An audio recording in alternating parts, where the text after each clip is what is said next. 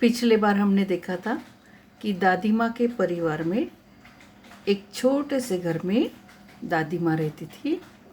और जैसे कि हमने देखा था कि वो बिल्कुल अकेली थी, पर फिर भी उसके साथ कौन कौन था। उसके साथ हमने देखा था चिंकी चिड़िया थी, चिंकी चूहिया थी। और कौन था? नीलू चिड़िया थी। और बाद में जब हमने देखा था वो जो दादी माँ थी उसके साथ साथ पहले जो सिर्फ चिंकी चूहिया और नीलू चिड़िया थी, उनके साथ साथ बाद में कुछ दिनों के बाद उनके दो दो बच्चे हो गए। चिंकी चूहिया को बच्चे हो गए और नीलू चिड़िया को भी दो बच्चे हो गए। और ये जो दादी माँ थी वो बहुत घर साफ सुथरा रखती थी और आंगन में बैठती थी, खाना भी बनाती थी, खाती भी थी। और अपने ये जो परिवार के उसके सदस्य थे, फैमिली मेम्बर्स थे ना उसके, ये नीलू चिड़िया और चिंकी चूहिया, तो उनके साथ वो बातें भी करती थी और पूरा दिन उनके साथ बातें करते रहती थी। वो जब दाना चुगने जाते थे तब वो अपना अपना काम करती थी।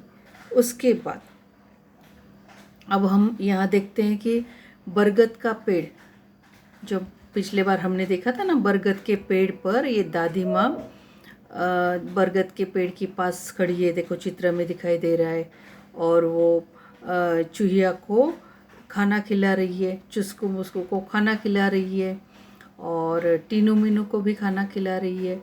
और वो उसकी तरफ देख रहे हैं। दादी माँ जब उनसे बातें करती हैं तो वो उसकी तरफ देखते हैं। उन्हें क्या समझ में आता है पता नहीं, पर वो जब दादी माँ बातें करती है तो देखो चित्र में कैसे उसकी तरफ देख रहे हैं सब।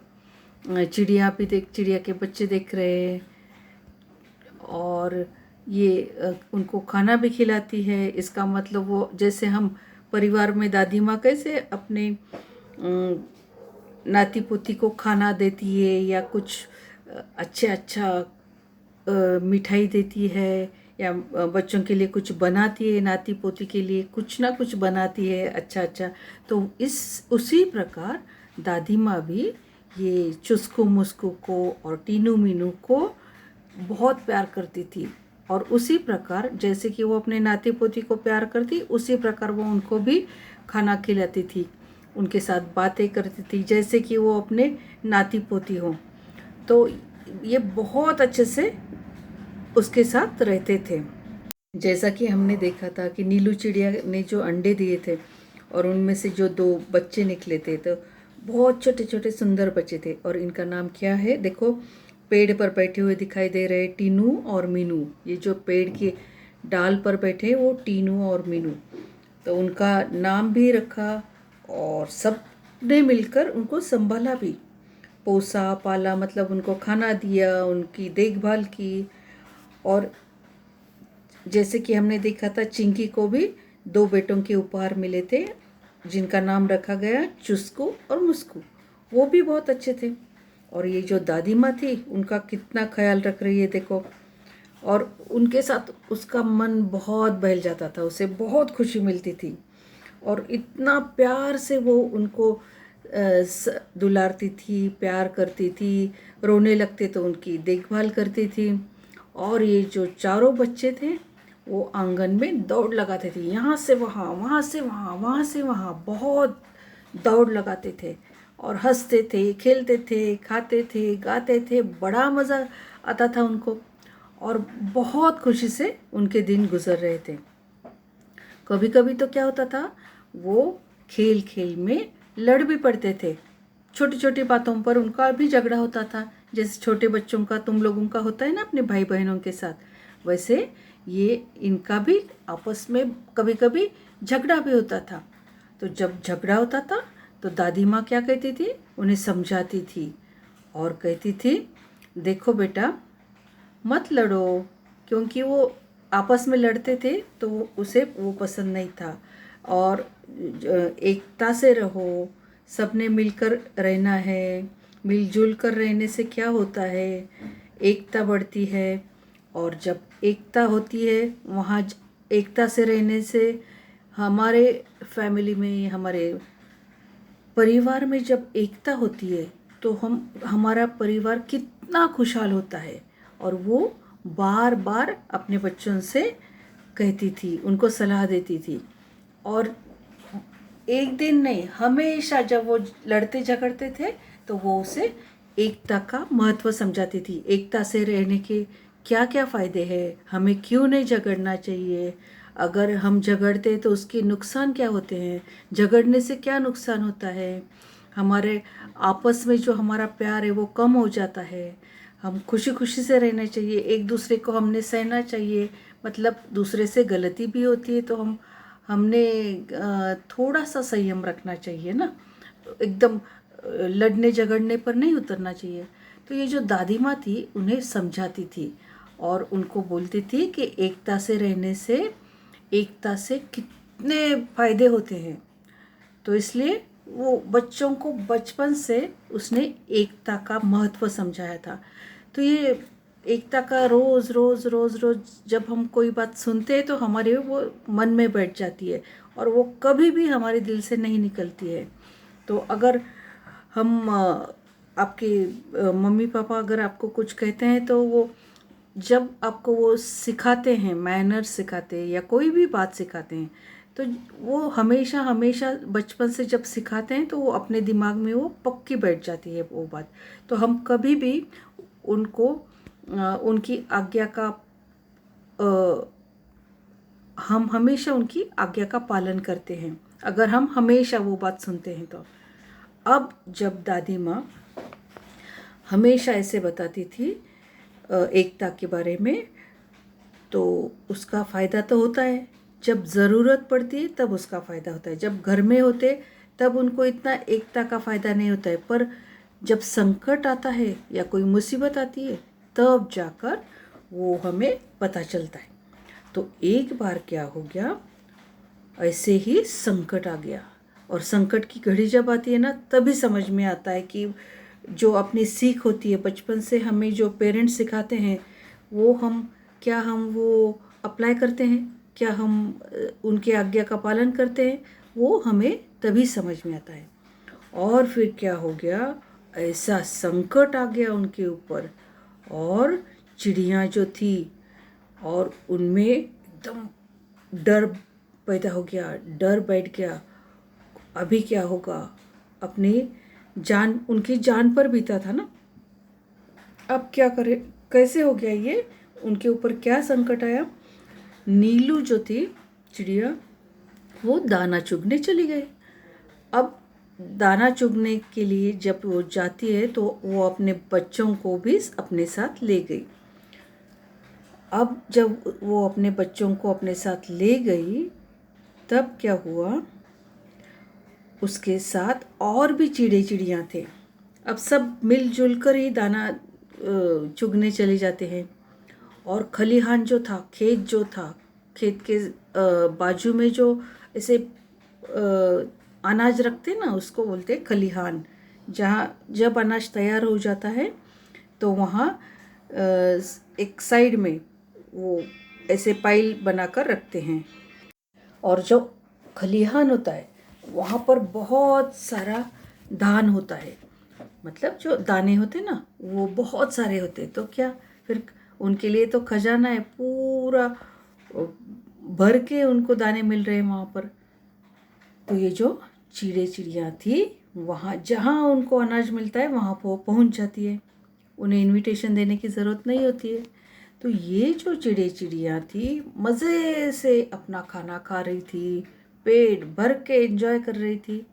और फिर क्योंकि पूरा खलिहान था वहाँ पर, पूरे अनाज के दाने ही थे, कितना खाएंगे, खा खा के पेट भर गया था उनका। अब क्या हुआ, सूरज की किरणें ढल रही थी, धीरे धीरे धीरे शाम होने लगी थी। और फिर जैसे जैसे शाम होती है तो घर जाना पड़ता है। तो क्या हुआ, चिड़िया दाना चुग रही थी और अचानक क्या हो गया, अचानक उनमें से जो मुनमुन थी उसे ध्यान में आया कि अरे मेरी तो सासू माँ आने वाली है, मेरे घर मेहमान आने वाले। तो उसने सब अपने दोस्तों को बताया कि देखो आज मुझे घर जाना है क्योंकि मेरी सासू माँ आने वाली थी। अभी वैसे भी सब लोग घर ही जाने वाले थे, सभी चिड़ियों का पेट भर चुका था, तो अभी वो घर जाने वाले थे। पर मुनमुन को ध्यान में आया कि अरे आज तो मेरी सासू माँ आने वाली है, तो इसलिए मुझे घर जाना चाहिए जल्दी से। तो उसने घोंसले में तो कोई नहीं था, उसके घोंसले में जो जो मुनमुन जहाँ रहती थी उस घोंसले में कोई नहीं था, तो वो खाली था। अब क्या हुआ, वो जब घोंसला खाली होगा तो उसकी सासू माँ आएगी तो उसे समझ में नहीं आएगा कि जैसे कि अपने घर में कोई मेहमान आता है तो हम लॉक लगा के कहीं नहीं जाते, मेहमान का स्वागत करने के लिए हम घर पर रुकते हैं ना। तो इसलिए मुनमुन ने क्या कहा, घोंसला तो खाली है, अभी मुझे जल्दी से घर जाना चाहिए, मेरी सासू माँ आ जाएगी। और क्या, तब क्या हो गया, उसने मुनमुन ने सबसे घर जाने की विदा ले ली, मतलब सबको बाय बाय कहा कि चलो मुझे अभी घर चलना है, चलो मैं निकल रही हूँ, मैं जा रही हूँ। हम कैसे स्कूल के बाद अपने दोस्तों को बाय बाय बाय टाटा करके विदाई लेते हैं उनसे, वैसे उसने मुनमुन ने सबको टाटा बाय बाय कर ली। और सबको बाय करने के बाद वो जब उड़ने लगे, और जब वो उड़ने लगी तो वो उड़ ही नहीं पाई। क्या हो गया, अरे बाप रे, अब क्या हो गया था, उसे समझ में आ गया कि मैं तो उड़ ही नहीं पा रही हूँ, वो वहीं पर अटक कर रह गई।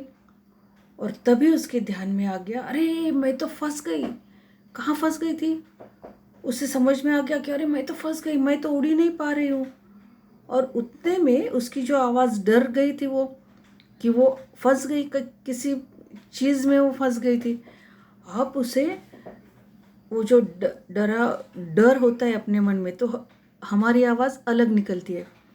तो जैसे ही हम डरते हैं या कुछ डर से बोलते हैं तो हमारे फैमिली जो हमारे आसपास होते हैं उनको तुरंत पता चल जाता है, हमारे नेबर्स को पता चल जाता है, हमारे फैमिली के मम्मी पापा बहन भाई सबको पता चलता है, अरे कुछ तो हुआ है। तो झट अपनी जो फैमिली के लोग होते हैं वो जल्दी से अपने पास पहुंच जाते।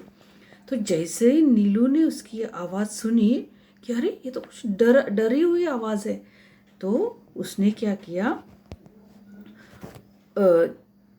और दूसरी, सिर्फ नीलू ने ही नहीं, दूसरी चिड़ियाँ जो थी उन्होंने भी मुनमुन की बात सुन ली कि अरे मैं फंस गई हूँ करके। अब कहाँ फंस गई थी ये, तो नीलू जब उसके पास जाने लगी जल्दी से, पर वो भी उड़ नहीं पाई। और तब उनको बात समझ में आ गई कि अरे यहाँ तो हम सब फंस गए हैं, सब उलझ गए हैं। यहाँ पर जो बहेलिया होता है ना, बहेलिया पता है आपको, जो पंछियों को पकड़ने के लिए जाल डालता है, जैसे हमने यहाँ चित्र में दिखाई दे रहा है, जैसे बहेलिया ने ऐसे जाल डाल दिया तो पूरे के पूरे पंछी उस जाल में अटक जाते हैं। तो ये जो बहेलिया था उसने उन पंछियों के ऊपर जाल डाल दिया था, और पहले उनको ये बात समझ में नहीं आई थी। अब यहाँ चित्र में हम देखते हैं कि कैसे वो सभी चिड़ियाँ उस जाल में फंस गई थी। अब हम देखते हैं कि कैसे चिड़िया डरी हुई है। अब जाल में फंसना मतलब क्या है, हो सकता है जान चली जाए। अब उनको पकड़ा ही इसलिए ताकि उनकी जान ले सके।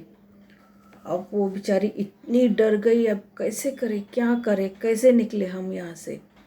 अब तो हम बहेलिए के जाल में फंस गए हैं, हमें कौन निकालेगा यहाँ से। उन्होंने खुद ही बहुत प्रयत्न किए उड़ने की, निकलने का बहुत प्रयत्न किया, पर क्या हुआ, वो वहाँ से निकल ही नहीं पा रहे थे।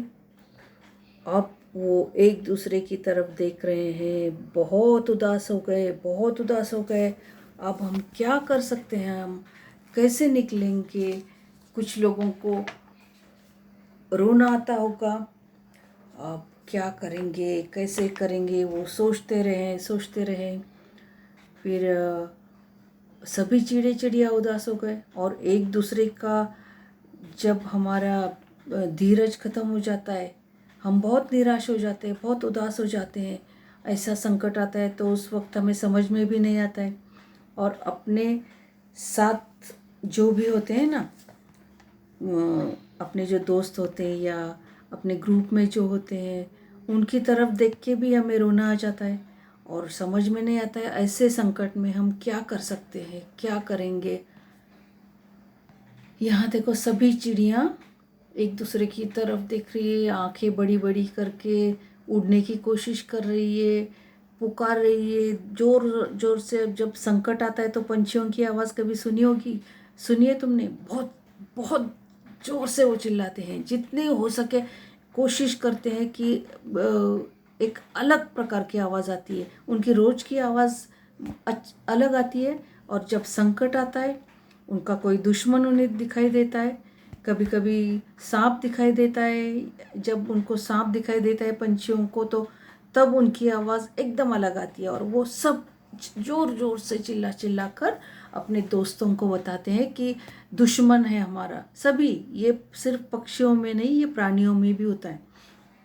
ये जो प्राणी होते हैं वो भी जोर से चिल्लाकर अपने साथ जितने भी प्राणी हैं उनको बता देते हैं कि हम संकट में हैं या हमारा एनिमी आया है। तो ऐसे करके ये सब उलझ गए थे, और फिर बाद में क्या होता है, वो हम कैसे निकलते हैं, वो नेक्स्ट पीरियड में हम देखेंगे।